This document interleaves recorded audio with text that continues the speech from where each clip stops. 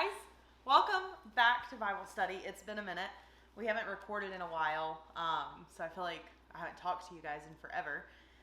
Thankfully, we have an in-person meeting coming up this coming Monday, so that's exciting. We're back at my house. Welcome to my living room. Here's the deal. Evie won't nap, so we've got animal cookies, and she's currently sitting with the dogs. We're gonna see how much we can get done. I might have to cut and take care of her and then come back, and I'll try to edit that stuff out, but no promises. I don't know. We'll see what happens. We're gonna jump in because chapter 9 is a lot. It's actually broken up into 4 different sections in our book, and I'm gonna try to go through them. Honestly, I've not even looked at the questions yet because there's so much information that it was a little overwhelming. So I just decided to get into it, and we'll look at questions together as we go. So we have just come out of chapter 8, which we actually watched a sermon on rather than doing the video. And we didn't cover the full chapter 8. We're going to cover the other half of it in person. But essentially, the people they wanted to mourn because of their sin. And in chapter 8, they were told, the joy of the Lord is your strength. Like, we get to find joy in the Lord. It wasn't time to mourn, is essentially what they were being told. And so they actually celebrated instead. Well, now we're in chapter 9, and the book it literally says, there is a time for worship and celebration, and then there's a time for mourning. And thankfully, as Christians, we don't have to mourn without hope. We get to mourn in a state of hope. Evie might come over here, and I'm so sorry. She, I think, needs another cookie. So, anyway, so they're going into this season of, also she has nap hair because I tried to get her to take a nap, but she wouldn't. So don't touch, come here, I'll show you. So if you see her and she looks psycho, that's why. You want another cookie? Okay, you can go sit down. Go play. All right, I love you. So the people are in this state of mourning, and instead of just sitting in their grief, they go to God in prayer. The first thing they do that we see in chapter 9, that's right, chapter 9 verse 2, they confess their sins. And this chapter in our book talks a lot about confession. Do you want to sit here? Do you want up?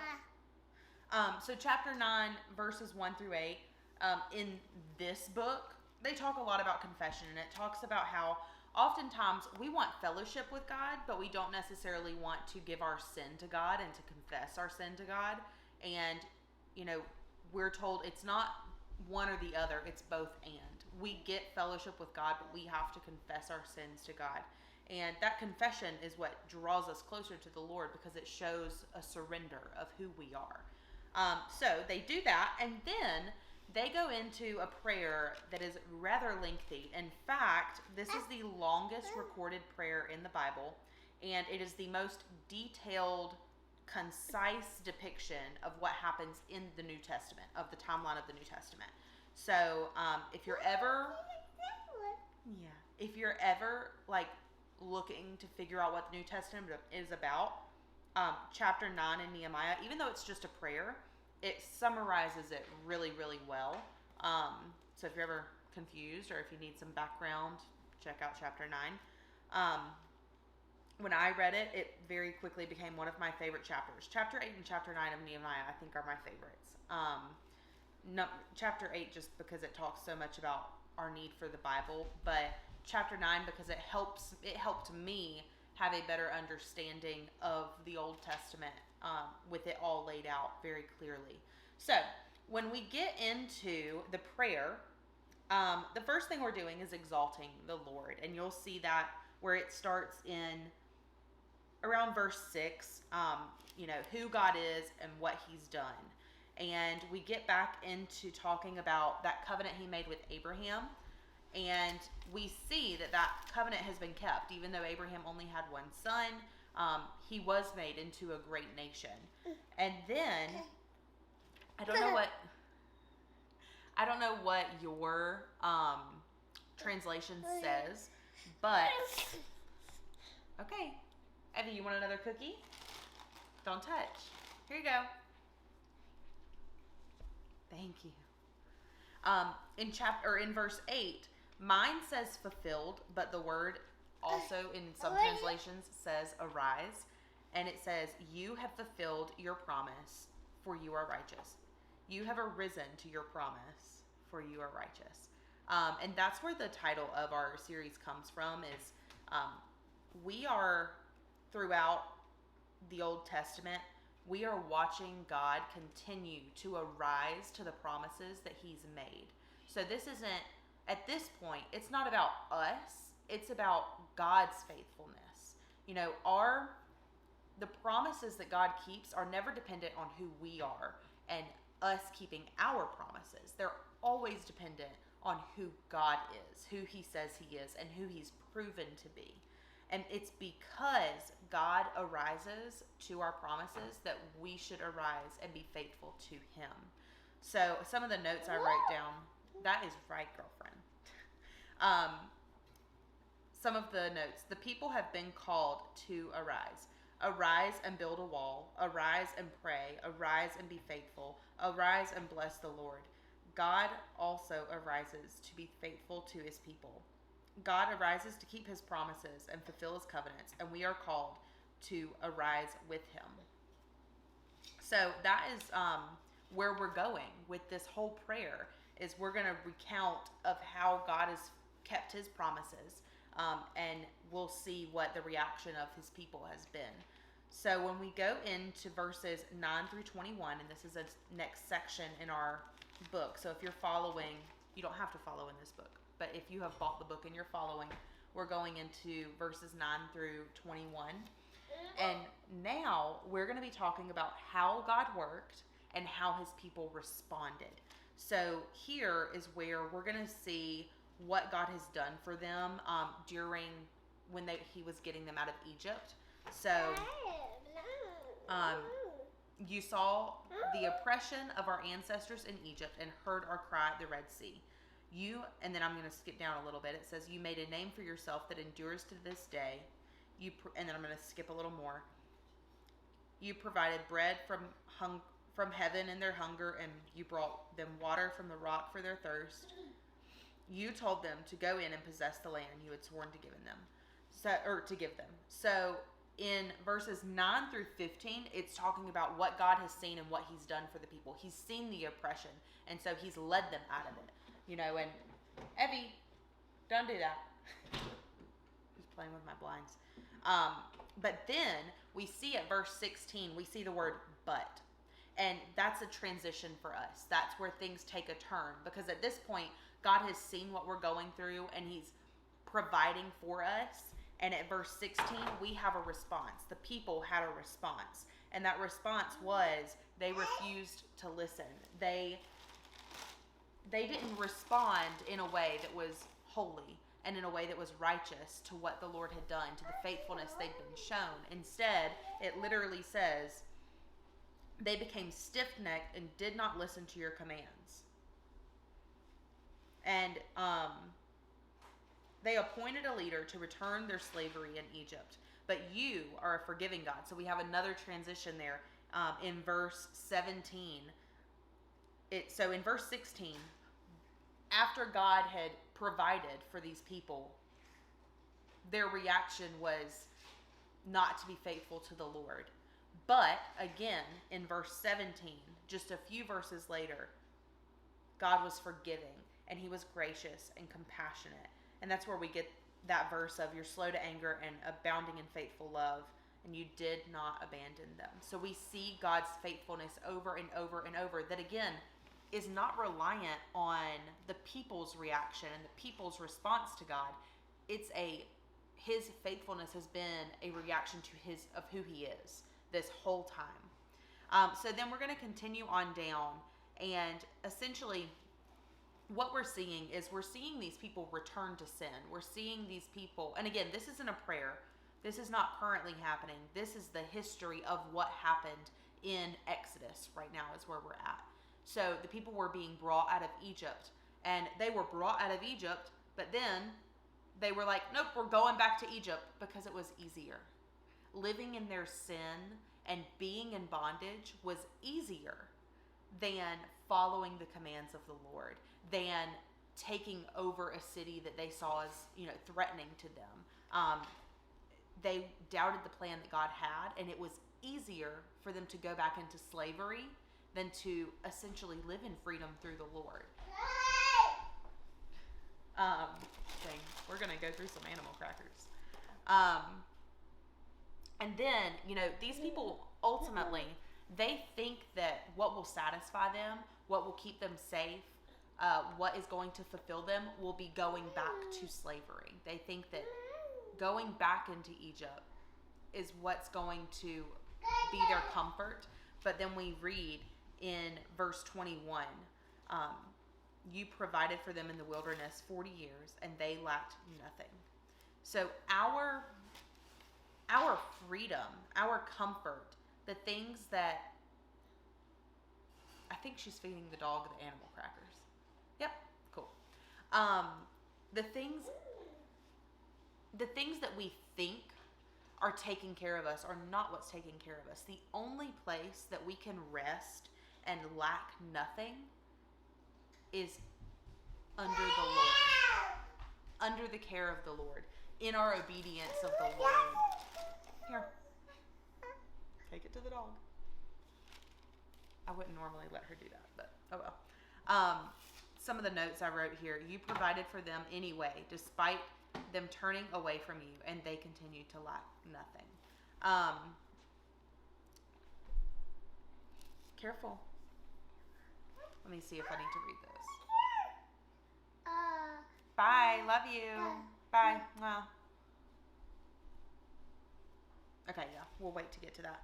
So, that is where we're at, is when we get to verse 21, is we see the story of the people being pulled out of Egypt. We see the faithfulness of God through that, but we see their rebellion as well. But then, after their rebellion, we still see that God was forgiving and God was gracious and He had compassion. He never left them. They lacked nothing. Evie, let's not do that. Come here. So now we're going to go into verses 22. I'm going to skip over to the next if you're in our book. 22 to 31. Now this goes into the next part of history. This is in the book of Joshua. If you want to look it up, you can. Let me see. It's Joshua and goes all the way through the rest of the history, which is pretty cool.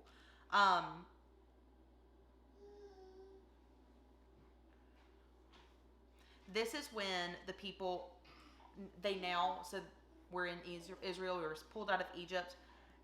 It says, you gave them kings and peoples and established boundaries for them. And then it talks about the land they took possession of. It talks about their descendants. Talks about they captured fortified cities and fertile lands, took possession of well-supplied houses. So even after the people wanted to go back to Egypt, that nation was still favored, and God was still faithful to that nation. And so we're seeing that.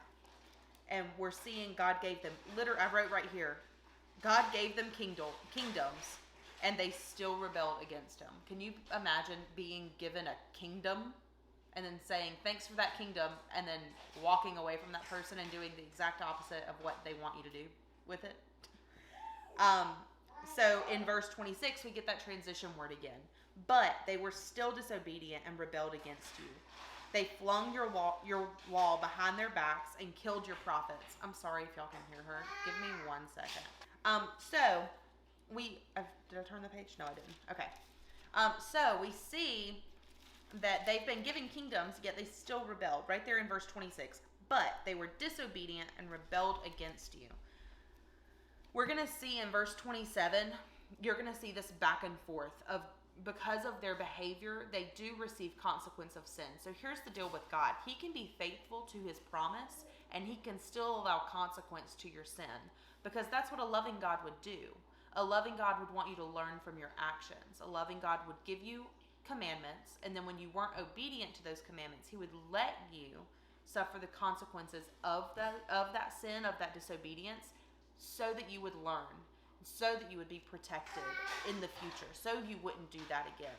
And that's what he's doing right here, verse 27, 28. You're going to see this back and forth cry of these people giving in to disobedience and then being rescued. And then God allows them to be, it says right here, you handed them over to their enemies. So God allowed them to suffer the consequence of that sin by being oppressed by their enemy, and then he shows up to rescue. And you see this back and forth over and over throughout the Old Testament. And right here in these verses, it summarizes. And it says in verse 30. And you see, I'm going too far, hold on. If you go back to verse 28, you see that but again. Anytime, I'm sorry guys. Evie, come here. Come here, please. Anytime you see that but in this chapter, look for the transition. What is happening? Because God has done something and now his people are responding. And then God is going to do something and then his people are going to respond. What does that response look like?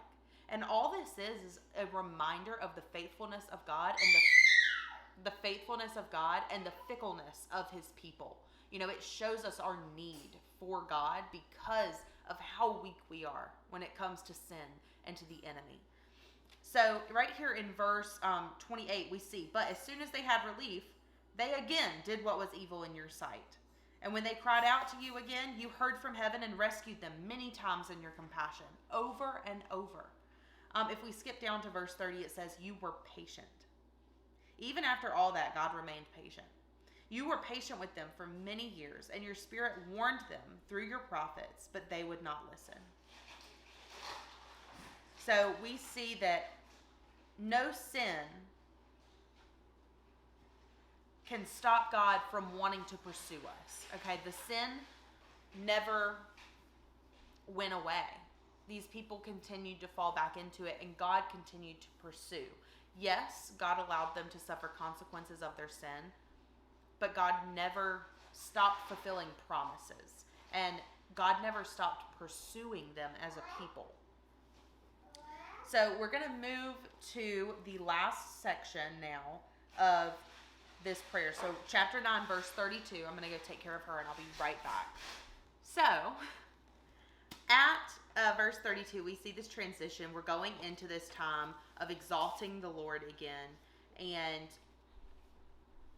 we're essentially, we see what they're doing is they're looking at the sin that they've done, the things they've done in the past.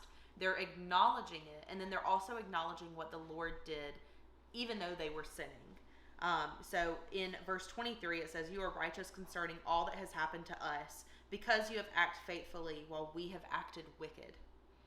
And so what they're doing in this time is they're asking God to come to them and appeal to them, not because they've deserved it. So they recognize that they don't deserve God's grace and his faithfulness, but they're asking him to do that and to be faithful.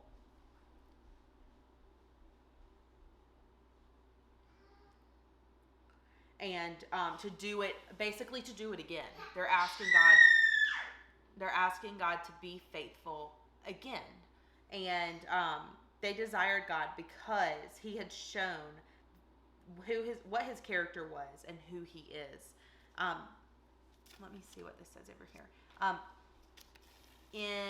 We also see in verse 36 and 37, here we are today, slaves in the land you gave our ancestors so that they could enjoy its fruit and its goodness. Here we are, slaves in it. So they recognize that what they have done is put them in this position that they're in.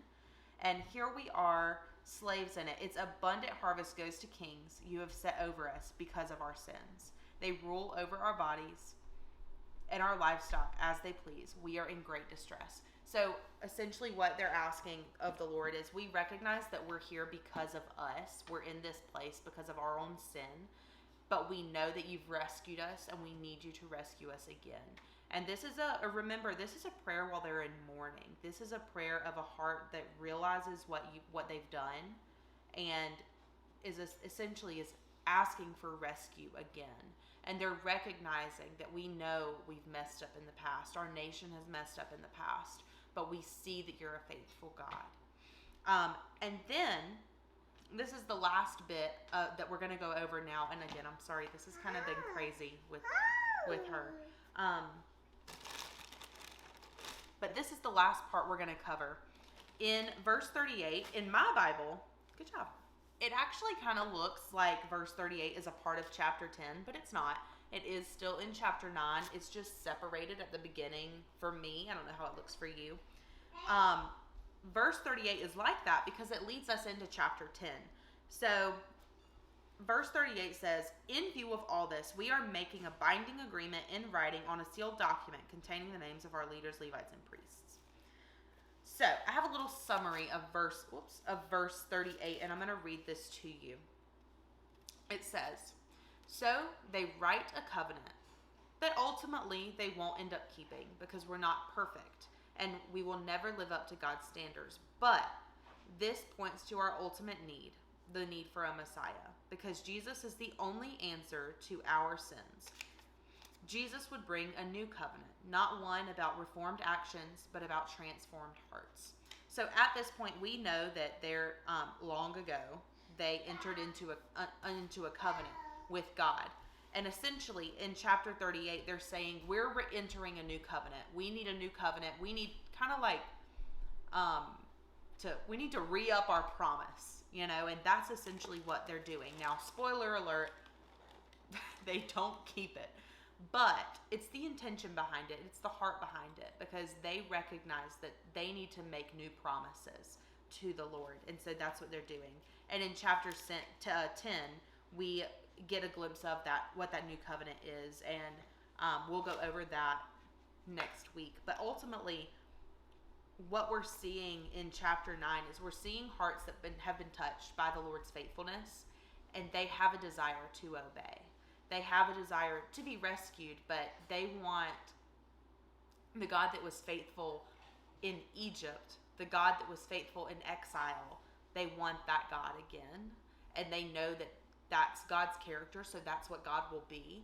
And I think the biggest thing, you know, we can take from this is that these people were convicted of their sin. They were humbled by the grace of God despite their sin. And thank you. Yeah, this is your book. And, you know, if there's anything we can take from that, it's that our hearts can be humbled because of God's faithfulness in our life despite our sin. One of the big things that we'll see in our lives is that God fulfilling his promises and God being faithful to us isn't determined by our faithfulness to him. And that is played over and over throughout the Old Testament, as you can see in that chapter. So I'm going to quickly look at some of these questions, and then I'm going to go edit this video together and hopefully get some of the screaming out for you. Not my screaming, her screaming. Let's see. Let's talk about this first. Why do we resist confession, and why is confession so important? And I want you guys to hear me when I say this. As Christians, we don't have to confess and then pay a price for our sin. Jesus paid the price. You know what I mean? So by confession, I want to be very clear. I don't mean that you're confessing and saying, what can I do to make up for my sin? You can't do anything to make up for your sin. What I mean is going to God and saying, God, I know I messed up. I want to be better. I'm so sorry. I ask for your forgiveness, Lord. You know, making me a new heart. Give me your heart, God. Help me with this problem I have. That's what I mean by confession. Not a, penance, I guess. We're not paying a price for sin. You know what I mean? We're just confessing our sin to the Lord. It's a part of being a believer, is surrendering the things we're not doing right, the things we're doing wrong, surrendering those to God and saying, I want to be better for you because of you. Does that make sense? So why do we have a hard time with that? I mean, it's very vulnerable, first of all. This says, I'm not going to read this just because this is a wild thing, but if you read Psalm 51 and then 1 John 1:9, it can give you some insight a little bit. One thing I wrote down was shame. We resist confession because oftentimes we feel guilt. It's easier to feel guilt than it's easier to feel guilty than it is to feel redeemed. Does that make sense? Like, guilt is a very easy thing for me to feel, but feeling freedom and feeling redeemed is a little more difficult. So it might be, hard for me to confess something because I don't want to face that guilt. I'd rather just ignore it almost. Let's see. Okay, the first section of this prayer ends with a reminder that God has arisen and kept his promise because of who he is. How does this give insight into your own life? Think about the promises that God has kept for you. And sometimes I do struggle because I know the promises God has made to me, as far as God has promised that all things are going to work for good. But I don't know, like, the specific promises God has given me for my life. And I struggle with that a little bit, so I'd love to hear your insight. But I do know for myself, one promise that I'm confident in is that God still keeps his promises, and the promises for me, one of the promises I hold on to and cling to is that all things, everything in life is going to work together for his good and for his glory. And, for me, that's a big one. So I'd love for you to talk about that in the comments, because that's something I definitely could grow on, is learning the promises that God has made for me through scripture. And I don't know. I think that's something that we all could work on, is we know God is faithful, but what does he promise to be faithful to? Let's see.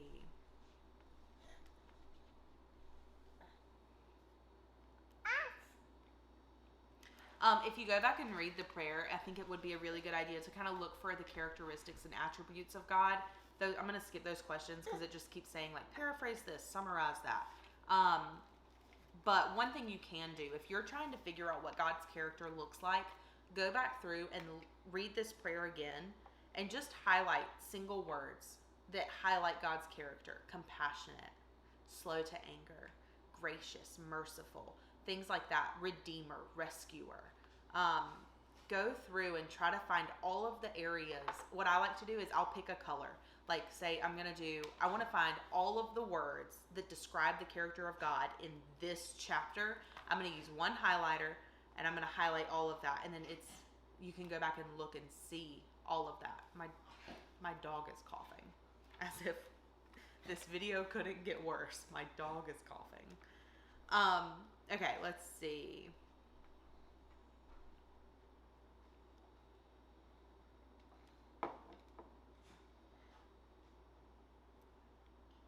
Okay, if you go back in and see where all those transitions are that we talked about, you'll see what Israel has done and then what God did, and then what Israel has done and then what God did. What does that pattern tell you about God and how he deals with his children, how he takes care of his children? What does it tell you? I don't want to go into it too much because I want you to think about it on your own, but what does the pattern that we see throughout that prayer, the pattern that we see in the Old Testament, what does that tell you about who God is? And does that give you any hope about who he is today for you? Let's see. Is this our last section of questions? Yep, this is the last section.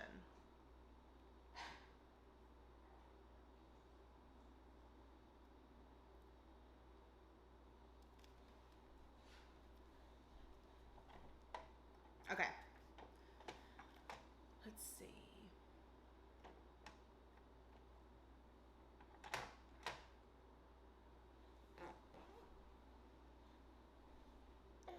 Okay, we're going to talk about the new covenant, and this might be a little much because I didn't go into super detail. But I'm going to read this question, and then I'm going to give you some verses that I'd love for you to read on your own if you have time. It says, Jesus is the mediator of the new covenant. This new and better covenant would not just seek to change the actions of people, but also to change their hearts. read Jeremiah 31, 31 through 34. So chapter 31, verse 31 through 34. Ezekiel 37, verses 26 through 28. Luke 22:20. And then read all of Hebrews 8. When you do that, I want you to write down any observations about the new covenant and how it was different from the Old Testament system of sacrifices and following the law. So I know that's a very detailed question, so I'm going to give you a hint. The new covenant comes with Jesus, and it is a covenant that will last forever. And the old covenant was one of repetition and numerous sacrifices over and over. But the new covenant is of one sacrifice. So if that helps you, go through and read. We're going to talk about that more in the next video, and then as well on Monday at our next meeting. Covenants are kind of like, I'm nervous that I'm even doing this video without Whitney because this was a lot to cover, and covenants are, for me, it's like kind of confusing. But I think the biggest thing you can know with covenants is that there's the old covenant, and the new covenant is all about Jesus. So start there, read those verses if you have time. We'll talk more about them. Chapter 9 is so full. It's very rich, but there's a lot in it, and I'm sure I missed things. I'd love if there's something that stood out to you, we can talk about it in the comments or on Monday in our meeting. And if there's anything I missed, I'll have Whitney and I go over it together in the next video. All right. Thanks for putting up with me. I'm going to have to go edit a ton of stuff out of this. And I hope that it works out. I hope that it's not too crazy. But I'm really glad I got to do it. It was nice to finally sit down and get some stuff recorded and to get to have this conversation with you guys. And that's it. I will see you guys on Monday. Say bye. Do you want to say bye? Look. Can you say bye-bye? Bye-bye. Blow a kiss. Mwah. Mwah. Bye.